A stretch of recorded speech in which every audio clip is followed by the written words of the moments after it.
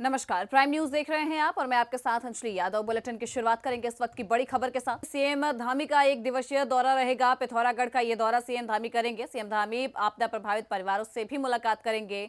दोपहर 12 बजे मोस्ट मानू मेले में भी सीएम पुष्कर सिंह धामी जो है शिरकत करेंगे। आपको बता दें कि सीएम धामी का ये एक दिवसीय पिथौरागढ़ का जो दौरा है रहेगा और इस दौरे के दौरान वो आपदा प्रभावित परिवारों से मुलाकात करेंगे। साथ ही दोपहर 12 बजे मोस्ट मानू मेले में भी सीएम पुष्कर सिंह धामी की ओर से शिरकत की जाएगी और आपदा प्रभावित घरों में जाके उनसे मुलाकात करेंगे, परिवारजन से मुलाकात करेंगे और स्थिति का भी जायजा लेते हुए लगातार सीएम पुष्कर सिंह धामी जो है नजर आ रहे हैं। लगातार वो ग्राउंड जीरो से अपडेट ले रहे हैं।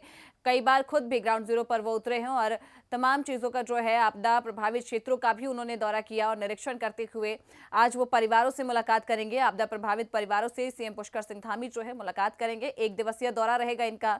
पिथौरागढ़ का एक दिवसीय दौरा सीएम पुष्कर सिंह धामी करेंगे और दोपहर 12 बजे मोस्ट मानू मेले में भी वो शिरकत करेंगे। वहीं नैनीताल जिला पंचायत चुनाव पर सवाल उठ रहे हैं। नैनीताल हाईकोर्ट ने निर्वाचन आयोग से जवाब मांगा है। बैलेट टेम्परिंग, ओवर राइटिंग का गंभीर आरोप लगाया।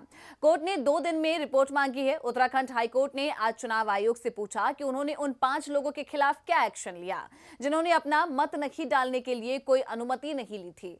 मुख्य न्यायाधीश की खंडपीठ ने चुनाव आयोग को अपना रोल शपथ पत्र के रूप में साफ करने को कह दिया है। वहीं आपको ये भी बता दें कि इस मामले में मुख्य न्यायाधीश और न्यायमूर्ति सुभाष उपाध्याय की भी जो है खंडपीठ ने जिला पंचायत अध्यक्ष और उपाध्यक्ष चुनाव मामले में सुनवाई की है और कोर्ट ने सुनवाई करते हुए जिला पंचायत अध्यक्ष उपाध्यक्ष निर्वाचन और विवाद निवारण नियमावली 1994 की हैंडबुक लाने को कहा था। साथ ही सुनवाई के दौरान आज चुनाव आयोग के अधिवक्ता संजय भट्ट ने कहा कि ऑब्जर्वर की तरफ से 2 रिपोर्ट दी गई है। साथ ही कहा है कि 100 मीटर के दायरे में कोई गड़बड़ी या हिंसा नहीं हुई। नैनीताल हाईकोर्ट ने जिला पंचायत चुनाव में अनियमितताओं पर निर्वाचन आयोग से जवाब भी मांगा है।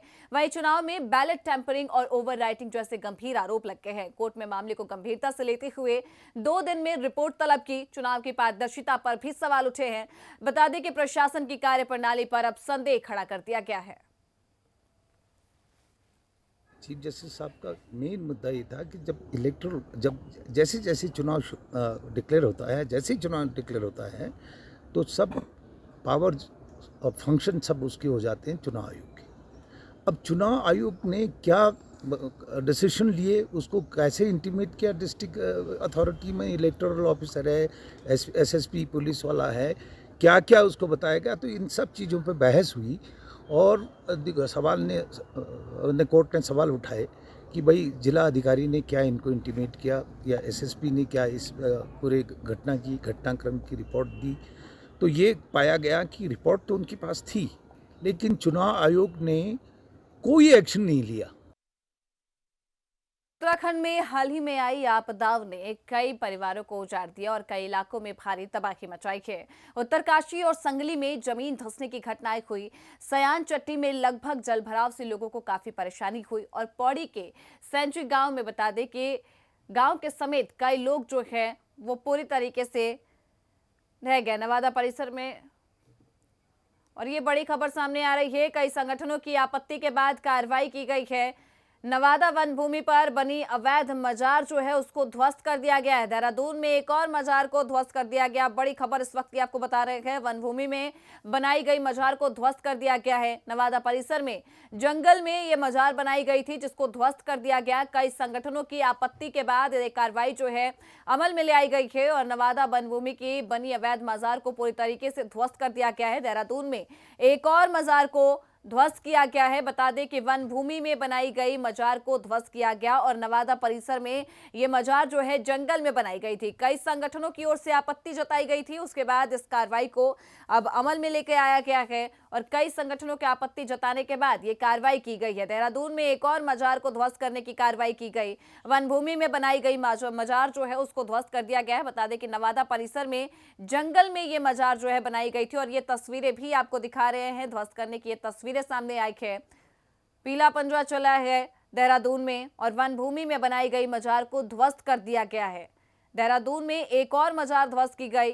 कई संगठनों की ओर से आपत्ति जताई गई थी इस मजार को लेके, जिसके बाद से उन तमाम संगठनों की आपत्ति जताने के बाद से अब ये कार्रवाई की गई है और वन भूमि में बनाई गई मजार को ध्वस्त कर दिया गया है।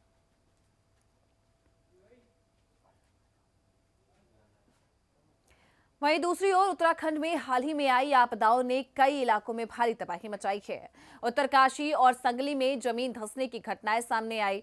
बता दें कि सयान चट्टी में जलभराव से लोगों को काफी परेशानी हुई और वहीं पौड़ी के सची गांव समेत कई क्षेत्रों में जलभराव भी हुआ और नुकसान भी देखने को मिला है। आपको बता दें कि मुख्यमंत्री ने इन प्रभावित इलाकों का दौरा करके स्थिति का जायजा लिया है और इसके बाद राहत पैकेज की भी घोषणा की है। प्रभावित परिवारों को 5 लाख रुपए मदद देने की जो ऐलान है की गई है। सरकार ने कहा है कि आपदा में जान गंवाने वाले लोगों को परिवारों को 5-5 लाख रुपए की सहायता दी जाएगी। जिनके घर पूरी तरीके से टूट गए हैं उन्हें भी 5 लाख रुपए की मदद मिलेगी। इसके अलावा प्रभावित परिवारों का पुनर्निवास किया जाएगा और उन्हें दूसरी जगह बसाया जाएगा। दुकान, होटल और मकान जैसे व्यावसायिक प्रतिष्ठानों के नुकसान के लिए अलग से राहत पैकेज दिया जाएगा और इसके लिए कृषि सचिव की अध्यक्षता में एक समिति बनाई गई है जिसमें कि राज्य सचिव भी शामिल है। समिति की रिपोर्ट आने के बाद राहत और पुनर्वास का दूसरा चरण शुरू हो जाएगा और उत्तराखंड आपदा पीड़ितों को 5-5 लाख की राहत दामी सरकार की ओर से दी जाएगी। वहीं आपको बता दें कि प्रभावित परिवारों को 5 लाख की मदद का आश्वासन मुख्यमंत्री ने दिया है। हमने अलग अलग टीमें बनाई हैं और विगत दिनों हम लोगों ने बैठक किया तो फिर निर्णय लिया उसमें कि जो सरकारी ज़मीनें हैं उस पर अगर आक्रमण है तो उसको हम लोग प्राथमिकता के तौर पर हटाएंगे, चाहे किसी का घर बन रहा हो या प्लाटिंग के रूप में। दूसरा, ऐसे लोगों के खिलाफ कार्रवाई करना जिनका नक्शा स्वीकृत नहीं है। और तीसरी श्रेणी में वो आते हैं जिनका नक्शा स्वीकृत है लेकिन डेविएशन है। तो पहले और दो जो हम कह सकते हैं नंबर 1 और नंबर 2 के प्रवृत्ति के और प्रकृति के जो काम हैं उस पर हम लोग लगातार कार्रवाई कर रहे हैं और इसके बाद फिर चलिए आगे बढ़ेंगे। उत्तराखंड में भारी बारिश और बंद सड़कों जैसी चुनौतियों के बावजूद 4 धाम यात्रा लगातार जारी है। श्रद्धालु की संख्या में कुछ कमी जरूर आई है लेकिन आस्था अभी भी बरकरार है। बद्रीनाथ केदारनाथ मंदिर समिति के अनुसार अब तक 27,50,000 यात्रियों ने दर्शन किए हैं। वहीं समिति व प्रशासन यात्रा मार्गों को दुरुस्त करने और यात्रियों की सुविधा के लिए लगातार प्रयासरत नजर आ रही है। इससे श्रद्धालुओं को सुरक्षित दर्शन भी मिल रहे हैं। आपको अब तक 27 लाख श्रद्धालुओं ने दर्शन कर लिए हैं। बता दें कि 27 लाख ने दर्शन किए और समिति ने यात्रियों की सुविधा पर भी जोर दिया है। मार्ग खोलने में प्रशासन लगातार जुटी हुई है। हालांकि खराब मौसम और मार्ग बाधित होने की वजह से जरूर श्रद्धालुओं की संख्या में कुछ कमी देखने को मिली है लेकिन आस्था अभी भी बरकरार है और बारिश के बीच भी ये यात्रा लगातार जारी है। 4 धाम यात्रा लगातार जारी है। अब तक 27 लाख से भी ज्यादा श्रद्धालुओं ने दर्शन किया है और मार्ग खोलने में प्रशासन भी जुटी हुई है। सरकार भी अपने स्तर पे काम कर रही है मार्ग खोलने के लिए और बारिश के बीच 4 धाम यात्रा लगातार जारी है। इससे ये साफ तौर पे ये तस्वीरें देख के ये साफ समझ आ रहा है कि हालांकि बारिश और मौसम की जो परिस्थितियां बनी हुई है उससे संख्या में जरूर थोड़ी बहुत कमी देखने को मिली है लेकिन आस्था बरकरार है। थोड़ा सा कमी है क्योंकि मानसून का वो है और जगह जगह बारिश पड़ रही है लेकिन यात्रा आ रही है। कल तक का जो हमारा आंकड़ा है 27,50,000 यात्रियों ने जो है कि बद्रीनाथ जी और केदारनाथ जी के अंदर दर्शन किए हैं। संख्या में कमी है लेकिन आस्था का सैलाब जबरदस्त है। लोग पूरी तरह से जो है कि अभी भी जो है कि यहाँ पर यात्राएं कर रहे हैं। चाहे ये हमारा सावन का महीना था, सावन के समय में भी जो है कि वहाँ पर तीर्थयात्री आए हैं और अभी बद्रीनाथ के अंदर भी जो है कि लगातार यात्रियाँ की संख्या बढ़ती जा रही है। और सितंबर माह के बाद में प्रथम सप्ताह के बाद मैं समझता हूँ जब मानसून थोड़ा सा बारिश कम हो जाएगी तो ये संख्या जो है कि बढ़ोतरी होगी और बंद है तो। और देहरादून में सड़क दुर्घटनाओं के बाद घायलों को जल्दी इलाज मिल सके इसके लिए परिवहन विभाग एक खास टीम जो है तैयार कर रही है। आपको बता दें उस खास टीम को बनाने की तैयारी कर रही है और खास इलाज मिल सके इसीलिए ये पूरी तैयारी की जा रही है। इस टीम को फर्स्ट रिस्पॉन्डर कहा जाएगा और इसमें आम लोगों को शामिल किया जाएगा जिन्हें दुर्घटना के समय घायलों को प्राथमिक उपचार देने की ट्रेनिंग दी जाएगी। देहरादून की आरटीओ डॉक्टर अनीता चमोला ने बताया कि सड़क हादसे के पहले 48 घंटे बहुत ही अहम होते हैं। अगर इस समय घायलों को प्राथमिक इलाज मिल जाए तो फिर अस्पताल पहुंचा दिया जाए तो उनकी जान बच सकती है। इसको ध्यान में रखते हुए आम लोगों को फर्स्ट रिस्पॉन्डर की ट्रेनिंग दी जा रही है। पहले चरण में देहरादून, ऋषिकेश और विकासनगर के कुछ लोगों लोगों को चुना गया और उन्हें सिनर्जी अस्पताल में ट्रेनिंग दी गई है। इसके अलावा हर रोज सड़क पर चलने वाले ड्राइवरों को भी ट्रेनिंग देने की योजना है ताकि वे दुर्घटना के समय तुरंत मदद कर सके। इस पहल से सड़क हादसों में घायलों को समय रहते इलाज मिल सकेगा और कई जिंदगियां बच सकेंगी। हादसे में मदद के लिए फर्स्ट रिस्पॉन्डर टीम बनाई जा रही है।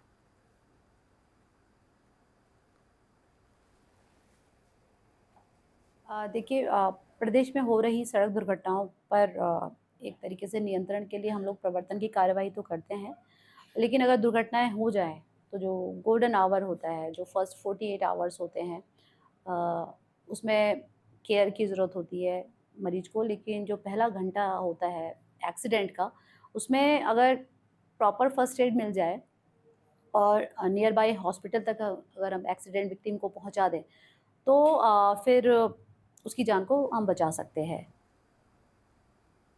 और देहरादून में अवैध अतिक्रमण के खिलाफ कार्रवाई तेज हो गई है। एमडीडीए उपाध्यक्ष बंशीधर तिवारी के अनुसार इसके लिए टीमें गठित की गई हैं। सबसे पहले सरकारी जमीन से अतिक्रमण हटाया जाएगा और उसके बाद बता दें कि फिर जो बिना स्वीकृति नक्शे और मानकों वाले जो क्षेत्र होंगे उनका उल्लंघन करने वालों पर भी कार्रवाई होगी। विभाग ने श्रेणी 1 और 2 मामलों में कार्रवाई शुरू भी कर दी है। अतिक्रमण के खिलाफ ये लगातार अभियान जारी है। 2 मामलों में कार्रवाई शुरू कर दी गई है। देहरादून की ये तस्वीर आप तक साझी कर रहे हैं। 2 मामलों में अब तक कार्रवाई शुरू हुई है। अतिक्रमण के खिलाफ ये अभियान लगातार जारी है। देखिए, हम लोगों ने अलग अलग टीमें बनाई हैं और विगत दिनों हम लोगों ने बैठक किया, फिर निर्णय लिया उसमें कि जो सरकारी ज़मीनें हैं उस पर अगर आक्रमण है तो उसको हम लोग प्राथमिकता के तौर पर हटाएंगे, चाहे किसी का घर बन रहा हो या प्लाटिंग के रूप में। दूसरा, ऐसे लोगों के खिलाफ कार्रवाई करना जिनका नक्शा स्वीकृत नहीं है। और तीसरी श्रेणी में वो आते हैं जिनका नक्शा स्वीकृत है लेकिन डेविएशन है। तो पहले और 2 जो हम कह सकते हैं नंबर 1 और नंबर 2 के प्रवृत्ति के और प्रकृति के जो काम हैं उस पर हम लोग लगातार कार्रवाई कर रहे हैं। और इसके बाद फिर और देहरादून बीजेपी प्रदेश महामंत्री आदित्य कोठारी ने कांग्रेस के वोट चोरी के आरोपों पर अब पलटवार किया है। उन्होंने कहा कि कांग्रेस मुद्दों से ध्यान भटकाने के लिए ये परपंच रच रही है। चुनाव आयोग के नोटिसकार राहुल गांधी अब तक जवाब नहीं दे पाए हैं और केवल मीडिया व जनसभाओं में आरोप लगा रहे हैं। कोठारी ने आरोप लगाया कि राहुल गांधी जनता को गुमराह करके राष्ट्रवादी विचारधारा और प्रधानमंत्री मोदी के विकास कार्यों को बदनाम करने की कोशिश कर रहे हैं। वहीं आपको यह भी बता दें कि आदित्य कोठारी पर कांग्रेस का यह हमला रहा। वोट चोरी आरोपों को उन्होंने परपंच बता दिया और राहुल गांधी ने नोटिस का जवाब नहीं दिया, ये भी आरोप लगाए। उन्होंने कहा कि जनता को गुमराह करने का कोशिश जो है राहुल गांधी कर रहे हैं।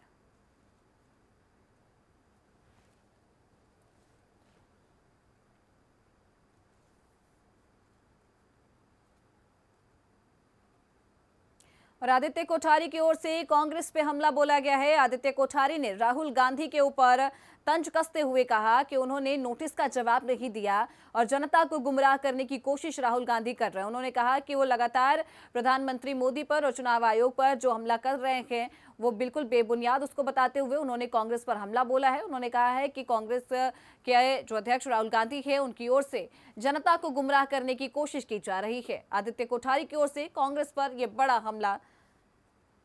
उन्होंने कहा कि कांग्रेस मुद्दों से ध्यान भटकाने के लिए ये परपंच रच रही है और चुनाव आयोग के नोटिस का राहुल गांधी अब तक जवाब नहीं दे पाए हैं, केवल मीडिया व जनसभाओं में आरोप लगा रहे हैं। अगली खबर हल्द्वानी से है, जहां लालकुआ कोतवाली क्षेत्र के बरेली रोड स्थित जयपुर बीसा गांव में एक बड़ा हादसा हो गया। बच्चों को स्कूल ले जा रही एक निजी स्कूल बस अनियंत्रित होकर सड़क किनारे खाई में पलट गई। हादसा उस समय हुआ जब बस दूसरी स्कूल बस की साइड देने की कोशिश कर रही थी। जैसे ही बस पलटी, बच्चों की चीख पुकार मच गई। आसपास के लोग तुरंत मौके पर पहुंचे और बस का शीशा तोड़कर बच्चों को बाहर निकाला गया। हादसे में 12 से ज्यादा बच्चे घायल हो गए हैं, जिनका इलाज हल्द्वानी के निजी अस्पतालों में चल रहा है। बस के ड्राइवर और कंडक्टर को गंभीर चोटें आई हैं। यह हादसा पदमपुर देवलिया गांव के पास हुआ। वहीं बता दें कि बस रामपुर रोड क्षेत्र से बच्चों को स्कूल लेकर आ रही थी और अब बस से कुछ ही दूरी पर, स्कूल से कुछ ही दूरी पर जो है ये बस पलटी है, जिससे घायल बच्चों को तुरंत अस्पताल पहुंचाया जा सका। वहीं स्थानीय लोगों ने घायलों की मदद की, लेकिन ग्राम प्रधान का ये कहना है कि हादसे के बाद भी प्रशासन वहां मौके पर नहीं पहुंचा। लोग प्रशासन से जो है लगातार मांग कर रहे हैं कि स्कूल बसों की जांच हो और चालकों की नियमित मेडिकल जांच की जाए।